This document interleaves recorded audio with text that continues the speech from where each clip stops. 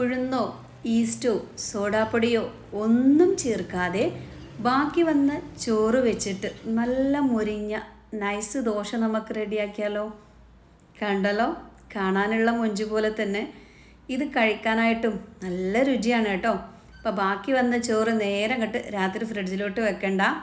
രാവിലത്തെ ബ്രേക്ക്ഫാസ്റ്റേ ഈ ഒരു മുരിഞ്ഞ ദോശ തന്നെ ആയിക്കോട്ടെ. പൊതുവേ നമ്മളെല്ലാവരും ചെയ്യുന്നൊരു പണിയാണല്ലേ.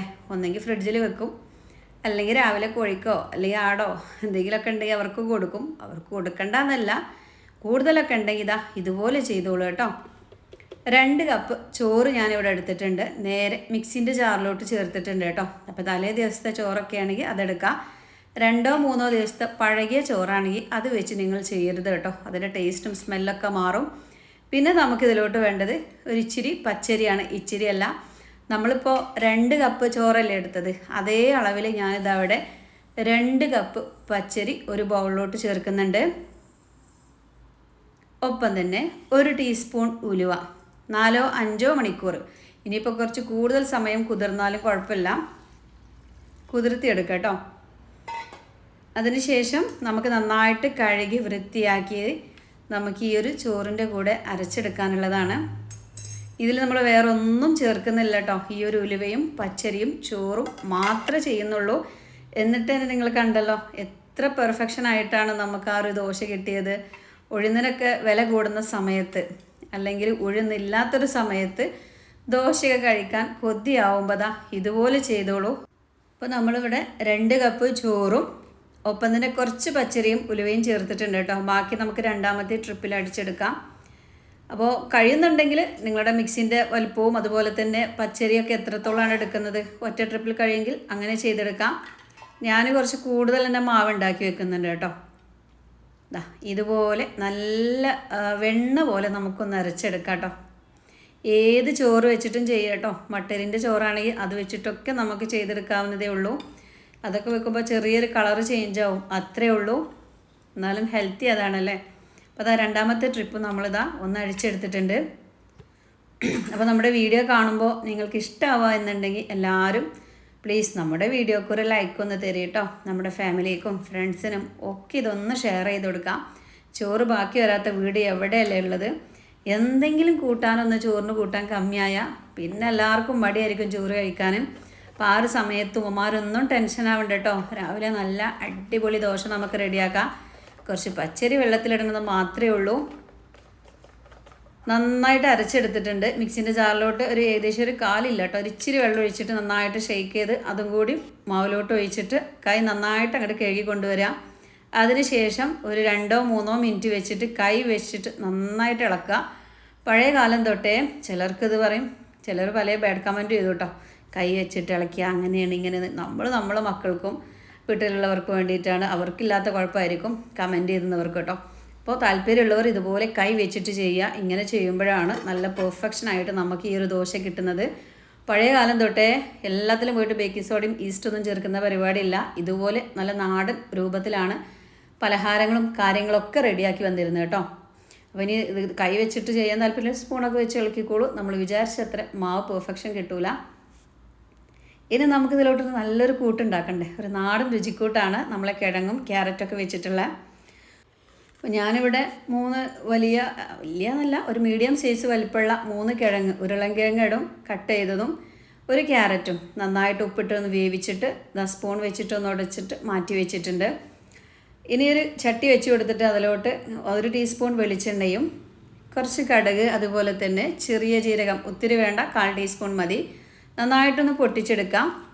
നന്നായിട്ട് പൊട്ടി വരുമ്പോൾ ഇതിലോട്ട് നമുക്കൊരു 1-2 വറ്റൽമുളകും കുറച്ച് കറിവേപ്പില കൂടെ ചേർത്ത് കൊടുക്കാം. അതുപോലെ തന്നെ ഉഴുന്ന് ഞാൻ പറയാൻ മറന്നാ കേട്ടോ, ഒരു ഇച്ചിരി ഉഴുന്നിട്ട് കൊടുക്കാം. അതല്ലെങ്കിൽ പൊട്ടുകടല നമ്മുടെ കയ്യിലുണ്ടെങ്കിൽ അതും ചേർത്ത് കൊടുക്കാവുന്നതാണ് ഉഴുന്നിന് പകരമായിട്ട്. കറിവേപ്പില ചേർത്തു. ഇനി നമുക്കിതിലോട്ടൊരു 3-4 അല്ലി വെളുത്തുള്ളി ചെറുതായിട്ടൊന്ന് കട്ട് ചെയ്തതും, ഒപ്പം തന്നെ ഒരു ചെറിയ കഷ്ണം ഇഞ്ചി നീളത്തിലൊന്ന് അരിഞ്ഞതും, ഒരൊറ്റ പച്ചമുളക് ഞാൻ വെട്ടത്തിലൊന്ന് അരിഞ്ഞ് ചേർത്ത് കൊടുക്കുകയാണ്. പച്ചമുളകിൻ്റെ അളവ് കൂട്ടുന്നവർക്കൊന്ന് കൂട്ടിയൊക്കെ കൊടുക്കാം കേട്ടോ. അപ്പോൾ ചെറിയ മക്കളൊക്കെ ഉള്ള വീടുകളിലാണെങ്കിൽ അത്ര അങ്ങോട്ട് കൂട്ടണ്ടല്ലേ, കുറച്ചിട്ട് കൊടുത്താൽ മതി. നല്ല എരിവ് കൂടിപ്പോയാൽ പിന്നെ അവർക്ക് കഴിക്കാൻ അത്ര അവർക്കായിട്ടല്ല, നമുക്കും വലിയൊരു സുഖം ഉണ്ടാവില്ല എരിഞ്ഞിട്ട്. അപ്പോൾ എരിവിന് മാത്രം ചേർക്കാം. പിന്നെ നമ്മളൊരൊറ്റ സവാള എടുത്തിട്ടുണ്ട്. ഇതുപോലെ നീളത്തിലൊന്ന് കനം കുറച്ച് അരിഞ്ഞിട്ട് അതും കൂടിയും കയ്യിൽ വെച്ചിട്ടൊന്ന് ഞെരടിയിട്ട് ചേർത്ത് കൊടുക്കുകയാണ്. സവാള ഒരുപാട് ബ്രൗൺ കളറൊന്നും ആവണ്ട കേട്ടോ, ജസ്റ്റ് ഒന്ന് സോഫ്റ്റ് ആയി കിട്ടിയാൽ മാത്രം മതി. പിന്നെ ചട്ടി കാണുമ്പോൾ കുഞ്ഞി ചട്ടിയാണല്ലേ, കുഴപ്പമില്ല. എനിക്ക് ഈ ഒരു പാലപ്പത്തിൻ്റെ ചട്ടിയിൽ ഇങ്ങനെ കറികളും അതുപോലെ തന്നെ ചട്നിയൊക്കെ ഉണ്ടാക്കാൻ എനിക്കറിയില്ല, വല്ലാത്തൊരു ഇഷ്ടമാണ് കേട്ടോ. നല്ല സൂപ്പറായിട്ട് കിട്ടും ചെയ്യും. എന്ന് കരുതിയിട്ട് പാലപ്പതം ചുടുമ്പോൾ ആ ഒരു ഒട്ടിപ്പിടുത്തോ കാര്യങ്ങളൊന്നും ഉണ്ടാവാറില്ല. പലരിനോട് ചോദിച്ചു നിങ്ങൾക്ക് വലിയൊരു ചട്ടിയൊക്കെ എടുത്തുകൂടെ, പക്ഷേ എനിക്ക് ഈ ഒരു ചട്ടിയിൽ ഉണ്ടാക്കുമ്പോൾ വല്ലാത്തൊരു ഇഷ്ടമാണ്. ഒരു നുള്ളി ഉപ്പിട്ട് കൊടുത്തിട്ടുണ്ട്. ഉപ്പിട്ട് കൊടുക്കുമ്പോൾ പെട്ടെന്നൊക്കെ ഒന്ന് സോഫ്റ്റായി കിട്ടാൻ വേണ്ടിയിട്ട്. നന്നായിട്ട് സോഫ്റ്റ് ആയതിനു ശേഷം നമ്മൾ ഇതിലോട്ട് കുറച്ച് മഞ്ഞൾപ്പൊടി ചേർത്ത് കൊടുക്കുകയാണ്.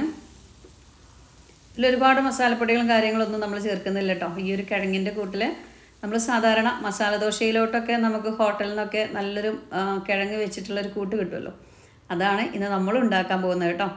നല്ല രുചിയാണ് ഈ ഒരു ദോശയിലോട്ടും അത്. പിന്നെ നമ്മളിന്ന് ഉണ്ടാക്കുന്ന ദോശ ഒരുപാട് പുളിയോ കാര്യങ്ങളൊന്നുമില്ല കേട്ടോ, ഒരു ചെറു പുളി മാത്രമേ ഉണ്ടാവുള്ളൂ. നല്ല രുചിയാണ്, ഇതും അതും നല്ല സൂപ്പർ കോംബോ ആണ് കേട്ടോ. ഇനി നമ്മൾ വേവിച്ച് ഉടച്ച് വെച്ചിട്ടുള്ള ക്യാരറ്റ് അതുപോലെ തന്നെ കിഴങ്ങും കൂടി ചേർത്ത് കൊടുക്കുകയാണ്. ആദ്യം കുറച്ച് ചേർത്തിട്ടൊന്ന് മിക്സാക്കട്ടെ, എന്നിട്ട് നമുക്ക് ബാക്കി കൂടി ചേർത്ത് കൊടുക്കാം. അപ്പോൾ ചോറൊക്കെ ബാക്കിയില്ലാത്ത വീടുകളുണ്ടാവില്ല. ചോറ് ബാക്കിയാവാന്ന് കണ്ടാൽ അപ്പോൾ പച്ചരി വെള്ളത്തിലിട്ടോളൂ, ഉടൻ തന്നെ റെഡിയാക്കിക്കോളൂ. നല്ല സൂപ്പർ ദോശ നമുക്ക് റെഡിയാക്കാം. ചോറ് ബാക്കിയാവില്ല, ഫ്രിഡ്ജിൽ കയറ്റി വെക്കണ്ട. ഇനിയിപ്പോൾ കോഴി മാടും പശുവൊന്നും ഇല്ലാത്ത വീടാണെങ്കിൽ പൊതുവേ നമ്മളെല്ലാവരും ഒഴിവാക്കൂലേ, ഒഴിവാക്കും. വല്ലാത്തൊരു സങ്കടമാണ്. അപ്പോൾ അതിനൊന്നും നിൽക്കണ്ട കേട്ടോ, അത് കേടരാനോ അല്ലെങ്കിൽ അതിൻ്റെ സ്മെല്ല് വരുന്നോളൊന്നും കാത്തു നിൽക്കണ്ട. പിറ്റേ ദിവസം അല്ലെങ്കിൽ രാത്രി ചോറ് ബാക്കിയാന്ന് കണ്ട അപ്പം തന്നെ റെഡിയാക്കിക്കോളൂ.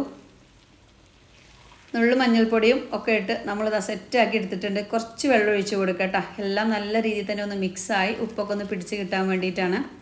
ഒരുപാട് വെള്ളം ഒഴിക്കണ്ട, ഈ ഒരു കിഴങ്ങൊക്കെ ഒന്ന് മിക്സായി കിട്ടണം, അത്ര മാത്രം മതി. സ്പൂൺ വെച്ചിട്ട് നന്നായിട്ട് ഇളക്കി കൊടുക്കുക. ഈ രൂപത്തിലായിട്ട് നമുക്ക് കിട്ടിയിട്ടുള്ളത്. ഇനി ഇതിലോട്ട് 1-2 തണ്ട് മല്ലിച്ചപ്പും കൂടി ഇട്ട് കൊടുത്താൽ കറക്റ്റായി. നമ്മൾ ഉപ്പൊന്ന് ചെക്ക് ചെയ്ത് നോക്കുക. ഞാൻ ഓൾറെഡി നമ്മൾ ആ ഒരു വലിയുള്ളി ഒന്ന് സോഫ്റ്റായി കിട്ടാൻ വേണ്ടിയിട്ട് അത്യാവശ്യം ഉപ്പിട്ട് എടുത്തതാണ്. പിന്നെ കിഴങ്ങ് വേവിക്കുന്ന സമയത്തും ചേർത്തും നമുക്ക് കറക്റ്റാണ് കേട്ടോ. അപ്പോൾ അതൊക്കെ ചെക്ക് ചെയ്തിട്ട് ആവശ്യത്തിനുള്ള ഉപ്പ് കൂടി ചേർത്ത് മല്ലിച്ചപ്പൊക്കെ ചേർത്തിട്ട് ജസ്റ്റ് നന്നായിട്ട് ഇളക്കിയിട്ട് അങ്ങോട്ട് മാറ്റി വെക്കുക. ഇനി നമുക്ക് പെട്ടെന്ന് തന്നെ നമ്മുടെ സൂപ്പർ ദോശ ചൂടാനായിട്ട് പോവാം. ഉഴുന്നിട്ടെങ്കിലേ ദോശയാവുള്ളൂ എന്ന് പറയുന്ന ആൾക്കാരൊക്കെ ഉണ്ട് കേട്ടോ. നമ്മുടെ മലപ്പുറക്കാർ അധിക ദിവസങ്ങളിലും ചുടുന്നൊരു ദോശയാണ്. മറ്റു ജില്ലക്കാരൊക്കെ അതിന് ശീദോശ എന്നൊക്കെ പറയുന്നുണ്ടെങ്കിലും ഞങ്ങൾക്ക് അത് തന്നെയാണ് കേട്ടോ ദോശ. ഇഷ്ടപ്പെട്ടൊരു വിഭവമാണ് ആ ഒരു ദോശ, പലർക്കും അറിയാമായിരിക്കും. അപ്പം ഞാൻ നമ്മുടെ ആയിട്ടുള്ള സ്റ്റൈലിൽ ഉണ്ടാക്കാറുണ്ട്, കുറച്ച് തേങ്ങയൊക്കെ കൂടുതൽ അരച്ചിട്ട് കേട്ടോ. നല്ല രുചിയാണ് അതിന്. അപ്പോൾ അതാ നമ്മുടെ മാവ് ഇതാ നല്ല പ്ലഫി ആയിട്ടുണ്ട്. ഒരുപാട് പുളിച്ച് പൊന്തി വീർത്ത് അങ്ങനെയൊന്നുമില്ല, എങ്കിലോ നല്ല പെർഫെക്ഷനായിട്ട് തന്നെ നമ്മുടെ മാവ് കിട്ടിയിട്ടുണ്ട്. നമ്മളിതിൽ ഈസ്റ്റ് ചേർത്തിട്ടില്ല, അങ്ങനെയുള്ള പരിപാടികളൊന്നുമില്ല. പക്ഷേ ഈ ഒരു മാവ് കാണുമ്പോൾ നിങ്ങൾക്കറിയാം അത് എത്രത്തോളം പ്ലഫിയാണ്. നല്ലൊരു സ്മൂത്ത്, നല്ല സോഫ്റ്റ് ആയിട്ടുണ്ട് കേട്ടോ.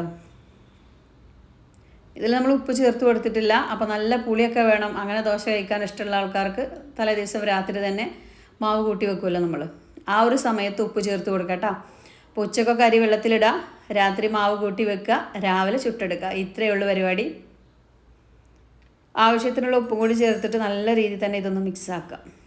ഒരുപാട് കട്ടിയിലല്ല കേട്ടോ, നമ്മൾ ഇഡ്ഡലിൻ്റെ മാവ് പോലെ കട്ടിയിലല്ല, നിങ്ങൾക്ക് കാണുമ്പോൾ അറിയാൻ പറ്റും. എന്നാൽ ഒത്തിരി ലൂസുമല്ല, നമുക്ക് നല്ല നൈസായിട്ട് പരത്തിയെടുക്കണം. ആ രൂപത്തിലാണ് നമുക്ക് വേണ്ടത്. ഇതുപോലെ.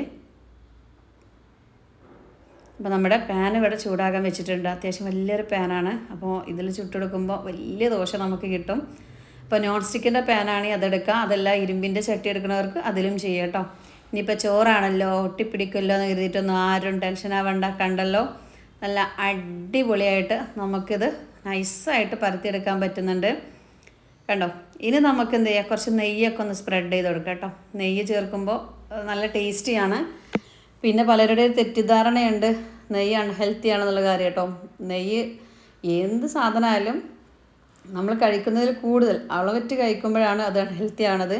ഒരു ഇത്തിരി നെയ്യൊക്കെ സ്പ്രെഡ് ചെയ്ത് മുതിർന്നവർക്കും എല്ലാവർക്കും ഒരുപോലെ കഴിക്കാവുന്നതാണ്. പ്രത്യേകിച്ച് കൊച്ചു കുട്ടികൾക്കൊക്കെ ബുദ്ധി വികാസത്തിനും അതുപോലെ തന്നെ പഠിക്കുന്ന മക്കളൊക്കെ ഉണ്ടെങ്കിൽ നല്ലതാണ് കേട്ടോ നെയ്യ് തേച്ച് കൊടുക്കുന്നത്. എന്നിട്ട് ഒരുപാട് അങ്ങോട്ട് കോരിച്ചിരിയല്ല, ഒരിച്ചിരി. കണ്ടല്ലോ, നെയ്യും കൂടി ചേർത്ത് വെക്കുമ്പോൾ നല്ല നൈസായിട്ട് നമ്മുടെ ദോശ മൊരിഞ്ഞ് കിട്ടിയിട്ടുണ്ട് കേട്ടോ. കണ്ടോ എന്താ പെർഫെക്ഷൻ അല്ലേ. നമ്മളിതിൽ ഉഴുന്നൊന്നും ചേർക്കാതെയാണ് ഈ ഒരു സൂപ്പർ ദോശ റെഡിയാക്കിയെടുത്തത്.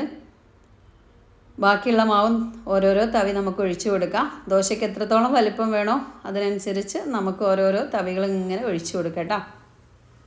നല്ല നൈസായിട്ട് അങ്ങോട്ട് പരത്തി എടുത്തോളൂ. പിന്നൊരു കാര്യം, നമ്മൾ തീ കൂടി പോവുകയാണെങ്കിൽ നമുക്ക് ഇതുപോലെ പരത്തിയെടുക്കാനായിട്ട് പറ്റില്ല. അപ്പോൾ ഒരു മീഡിയം ഫ്ലെയിമിലിട്ടിട്ട് വേണം ഓരോന്നും നമുക്കിതുപോലെ പരത്തിയെടുക്കാനായിട്ട്. ഇതൊക്കെ കാണാൻ നല്ല ഭംഗിയില്ലേ. കാണാൻ ഭംഗി പോലെ തന്നെ ഇത് കഴിക്കാനും നല്ല ടേസ്റ്റ് ഉണ്ട്.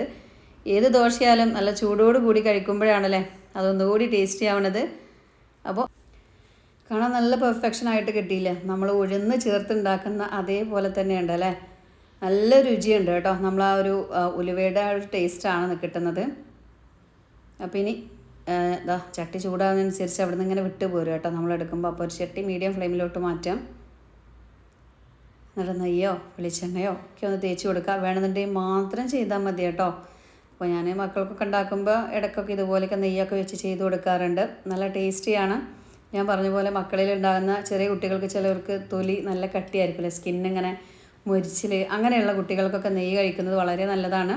അപ്പോൾ ഇതുപോലെ നെയ്യ് വെച്ചിട്ടുള്ള ദോശയും കാര്യങ്ങളൊക്കെ റെഡിയാക്കി കൊടുക്കട്ടോ. അപ്പോൾ ഒന്നിൽ ഞാൻ എന്താ ഇതുപോലെ നമ്മൾ ഉണ്ടാക്കി വെച്ചിട്ടുള്ള ആ ഒരു കിഴങ്ങും ക്യാരറ്റുള്ള ആ ഒരു നാടൻ കൂട്ടുതാ ഒന്ന് സ്പ്രെഡ് ചെയ്ത് കൊടുത്തിട്ടുണ്ട് കേട്ടോ. ഇങ്ങനെ ചെയ്യണവർക്ക് ഇങ്ങനെ ചെയ്യാം, അതല്ലെങ്കിൽ സെപ്പറേറ്റ് എടുക്കുന്നവർക്ക് അങ്ങനെ എടുക്കാവുന്നതാണ്.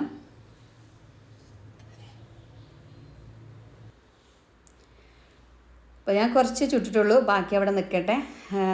ആവശ്യക്കാർ വരുന്ന ആ ഒരു സമയത്ത് ചുട്ടെടുക്കാമെന്ന് കരുതിയിട്ടാട്ടോ. പെട്ടെന്ന് ആയി കിട്ടുമല്ലോ. കറിയും ചായയൊക്കെ റെഡിയാക്കിയണെങ്കിൽ പിന്നെ ഒന്ന് കഴിക്കുമ്പോഴേക്കും ബാക്കി ഇങ്ങനെ ഉണ്ടാക്കി കൊടുത്താൽ മതി. ചൂടോട് കഴിക്കാൻ തന്നെയാണ് ഏത് തരം ദോശയും രസമല്ലേ.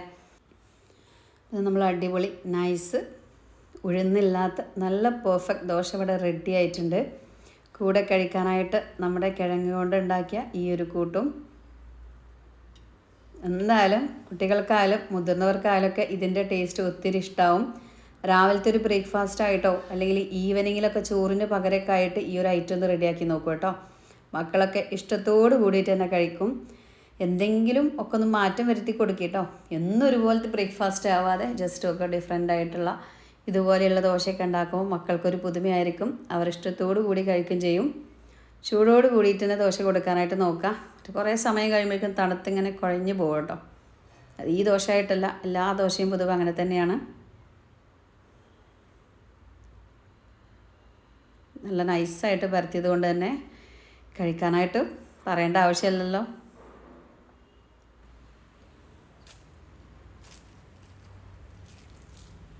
പിന്നെ പലർക്കുള്ളൊരു ഡൗട്ടായിരിക്കും, ഇത് ചോറൂണ് ഉണ്ടാക്കിയോണ്ട് മുരിഞ്ഞ് നിൽക്കുമോ, തണുത്ത് നിൽക്കൂലേ, അങ്ങനെയൊന്നുമില്ല കേട്ടോ. അതിന് വേണ്ടിയിട്ടാണ് ഈ ഒരു വീഡിയോ ഇവിടെ കാണിച്ചത് കേട്ടോ. അപ്പോൾ ഇൻഷാ അല്ലാഹ് അന്നത്തെ വീഡിയോ ഇത്രയേ ഉള്ളൂ. എല്ലാവർക്കും ഒന്ന് ഷെയർ ചെയ്ത് കൊടുക്കുക. എല്ലാവരോടും